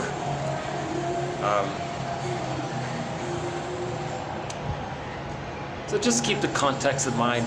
This is a guy writing for high school students, wanting to grab their attention, to have an interest in psychology. So keep that sort of thing in mind. But there is a little slight grain of truth to it. It's ridiculous, of course. The comparison is absurd. It's a little ridiculous, but the idea is sort of a little bit there. Okay, so here we go. Quote, "When gone am I, the last of the Jedi, you will be. With that, Yoda, the Jedi Master, in the movie Return of the Jedi, passes the mantle of maintaining the Jedi Order to Luke Skywalker. Now, 2 films earlier, in Star Wars A New Hope, Luke's first Jedi Master, Obi-Wan Kenobi, explains what happened to the Jedi. Quote, for thousands of generations, the Jedi Knights were the guardians of peace and justice in the old Republic. Before, so they were sort of the, I don't know,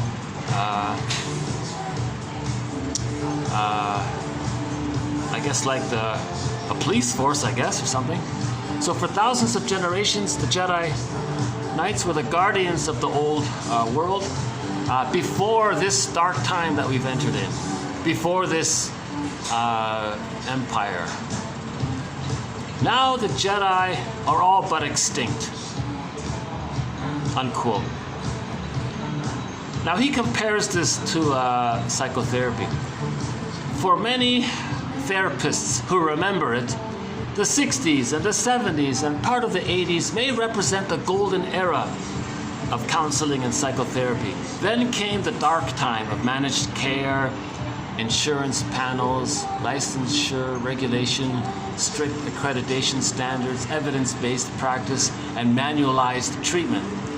Now, while these developments created some order and stability, quote unquote, and maybe even a dose of credibility and respectability to a field that was once criticized as being too loose and unscientific, these changes also came at a cost. Today, many practitioners feel a sense of loss at the depth and wealth, meaning psychoanalysis, of knowledge from some of the best traditions of the past that have almost been forgotten in the modern day training of clinicians. As he is about to die, Yoda tells Luke, pass on what you have learned to a new generation of Jedi. Right? And then he says, that's what my book is about. But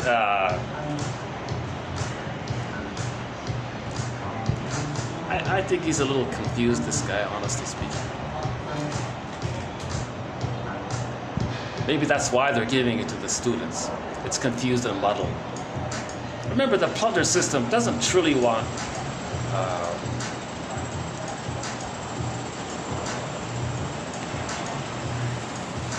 people to be aware of the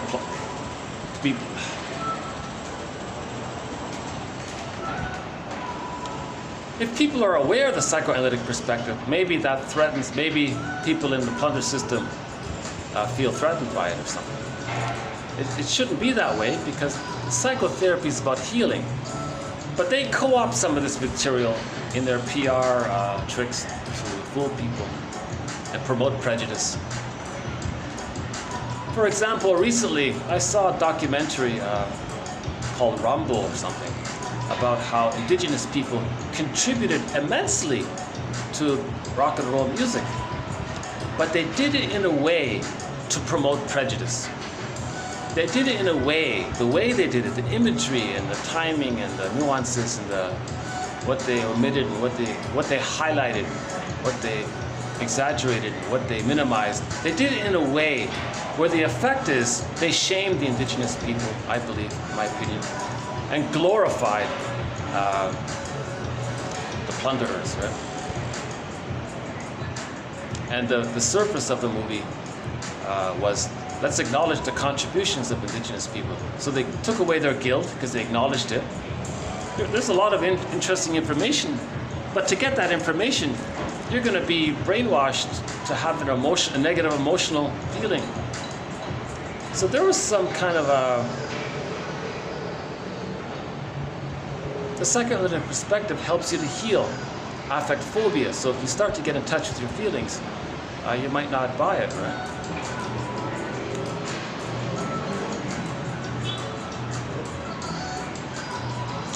Or okay, let me update that one. I think maybe a better example is if people understand the psychoanalytic perspective, they're going to be less persuaded by advertising, PR stuff, right?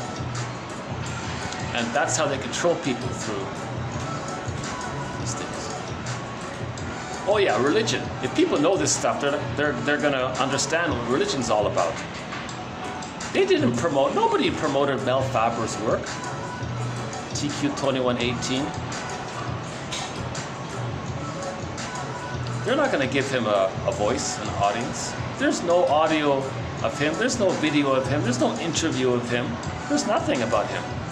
I just saw one little tiny photo of him, of his obituary, and they even chose one that made him look a little silly or something.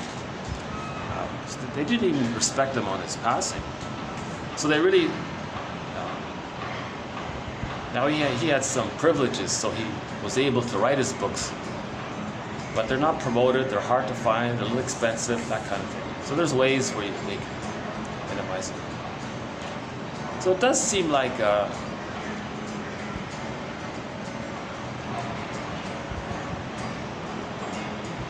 so he's saying, let's pass on this knowledge of psychology, and then he passes on rubbish here, basically. Confusing stuff. So ironically, Pelosi is knowingly or unknowingly is contributing to confusing young people to not take an interest in the psychoanalytic perspective. Now he makes a brief reference to it, ironically. He said, he said that about the depth. He said many practitioners feel a sense of loss at the depth and wealth of knowledge of some of the best traditions of the past. Okay, so I think that's a little reference to psychoanalysis. It's still alive, by the way. Object relations theory, is it?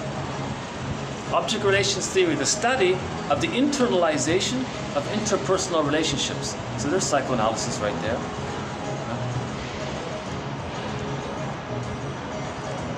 So his catchy thing here, his catchy image was that he is Yoda, and this book is him passing on psychology knowledge to a new generation of students.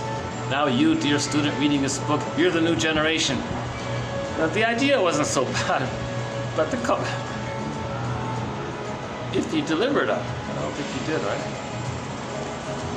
With the two exceptions of this. The concept of schemas, he introduces the students to the idea of schemas and the idea of what nonlinear thinking means. So he does have some general ideas, which I've saved. This is just from the introduction to his book. I didn't really carefully read his book. I just spent like 2 minutes on the rest of it or something. I just skimmed it.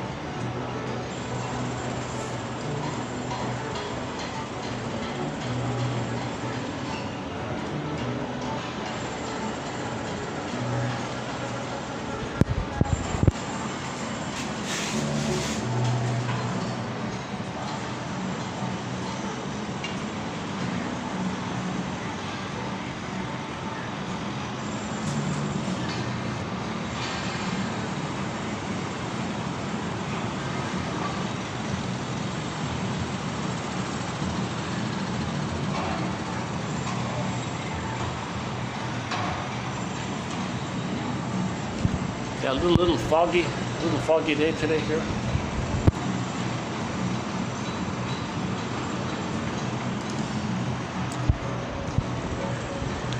I think yesterday's video had some sunny views here.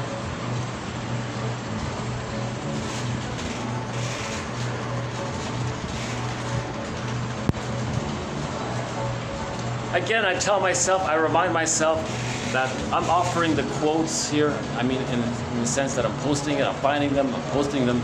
So if you click the little more link, the see more link, in every video, if you click the see more link, you'll find the quotes posted below, the TQ quotes. So we now have 2,161 quotes in 1001 Windmills of the Mind. Plus, if somebody has the complete file, okay, just go to the copy page. You can get the complete file. There's a bonus section of another 2,000 plus quotes. Over 5,000 quotes now. So in this video we added a quote to the manic defense, complicated grief, and one on trauma there. A repetition compulsion, manic defense, complicated grief, and trauma. So Huey Sin and Nathan's, yeah, helping us to add some material there. You know, I think we should update this idea of the manic defense. You know, what else could we say is the manic defense? Binge eating, of things like binge eating and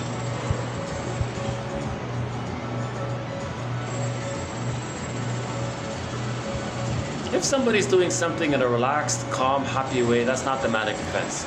But if somebody's doing something what they're doing, but they're more anxious about it, or more in a hurry about it or something, not because of the context of the temporary situation, but just in general.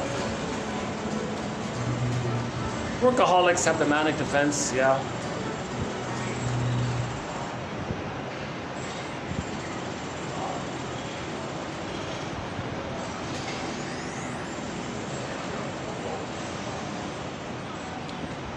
What else? Anything else here? Non-linear thinking. So we want to get out of non-linear thinking, either or thinking. We want to get both and thinking, Janusian thinking. See that image of Janus, right? The two, right? That's both and. He sees there's the one block there, but it's showing you the two sides. It's similar to the coin holding the two sides. The thin side of the coin, the third side of the coin is holding the two sides of the coin. We want that third side. We want to see the two sides and hold the two sides. That's the goal, right? That's differentiation when we hold the two sides. It's hard to hold the two sides. A lot of people will say it's one or the other. When you see one, the other doesn't exist. You see the other? No, the other didn't exist. Either emotionally or usually emotionally, right? When the baby's nursing with his mother, no, that's not his rejecting mother, it's the goddess mother. A person with a narcissistic pattern, if the person's useful to them, they objectify people, use people. Useful, okay, fine, they use them, of course, so they're tolerated. If they don't serve their ideal, they're quickly devalued. And the emotions, they don't care about the emotions being strategically different. They can't see the person as being satisfying and disappointing. Because their template is either or, right? Okay, so we began with trauma. The personality seeks to protect itself. Yeah, so there's the resistance there. Right? In the next video, yeah, she has a quote about a guy. Some professor went to her and said, help me in my relationships. But I don't want to talk about my mother. Don't do it. Don't make me go there. So what do you want then? Well, I want to improve my relationships with women, but I don't want to talk about my mother. Absolutely not. No way. So her conclusion was he wasn't ready for non-linear thinking. He wasn't ready to have Janusian thinking. He wasn't ready. So she said, he's got to go to a there now counselor. Just get him through a rough patch or something until he is ready. Yeah, repetition compulsion 1, yeah. A repeating of what is already known in order to avoid the not known. So we sort of know something about the traumatic past, so we're repeating that. Oh, okay. I think I better understand this now. If we're repeating something, that means we sort of know something in order to avoid what we don't know about what happened. Yeah, okay, I think that's what she means here. That's a good one then, yeah. Repetition, a repeating of what is already known. That's what we're repeating in order to avoid the not yet known. It is not an elaboration or an expansion of associations. Meaning you're not learning. Russell says a person can have 20 lifetimes repeating the childhood past and the present, trying to change the past. It'll never work. 20 lifetimes. It'll never work. In the song, It Must Be Something Psychological by Katie Lee, she can choose playboy boyfriends endlessly for 20 lifetimes. It's not going to change her childhood past. It's not going to work.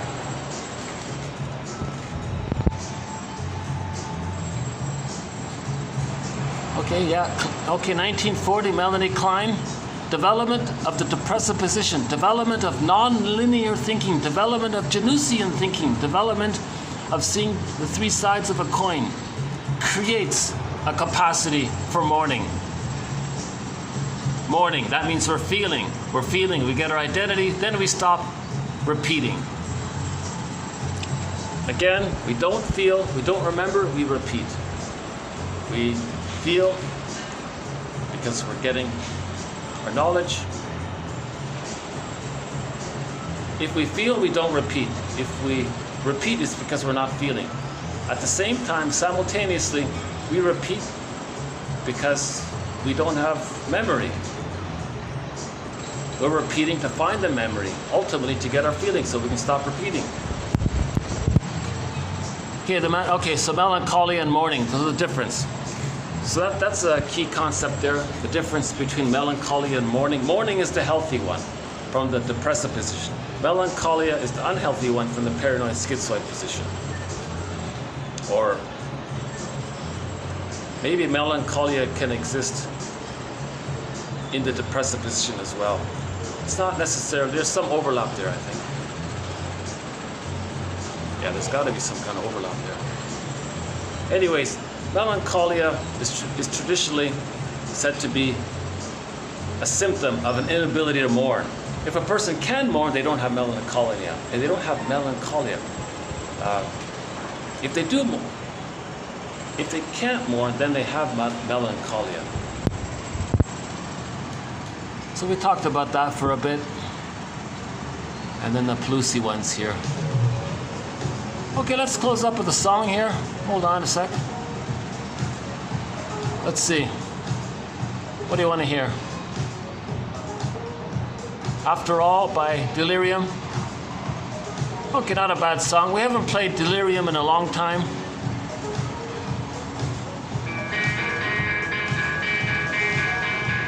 Well, that's After the Fall. Oh, that's a different one. Hold on.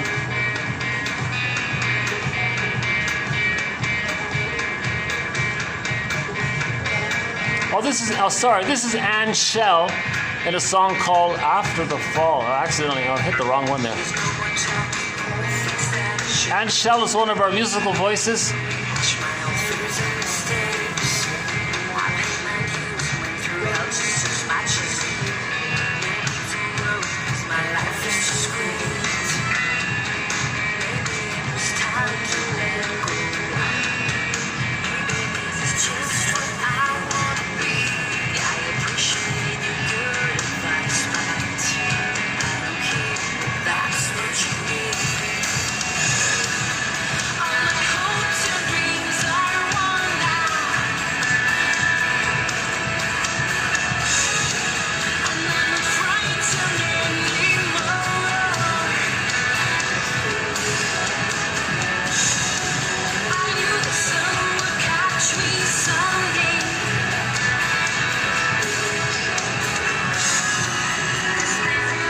Yeah, I don't have it here. Okay, I'll play it in another video. There's a great song called After All.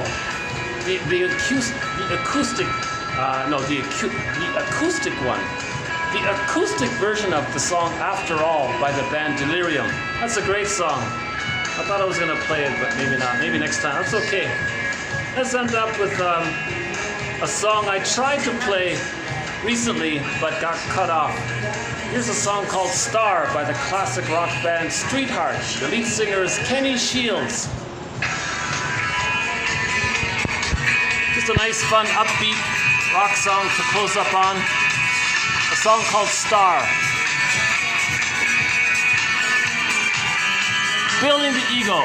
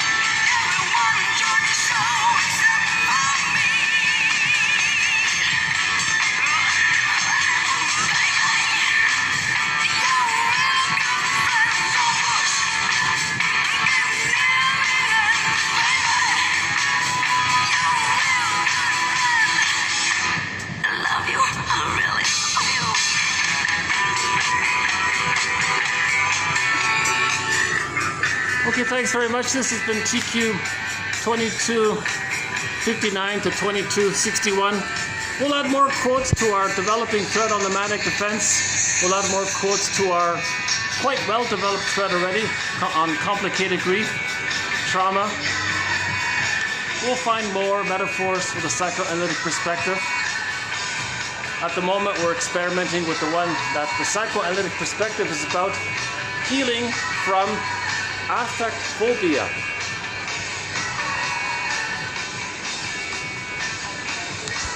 Thanks very much. I'll see you in the next video. Take care.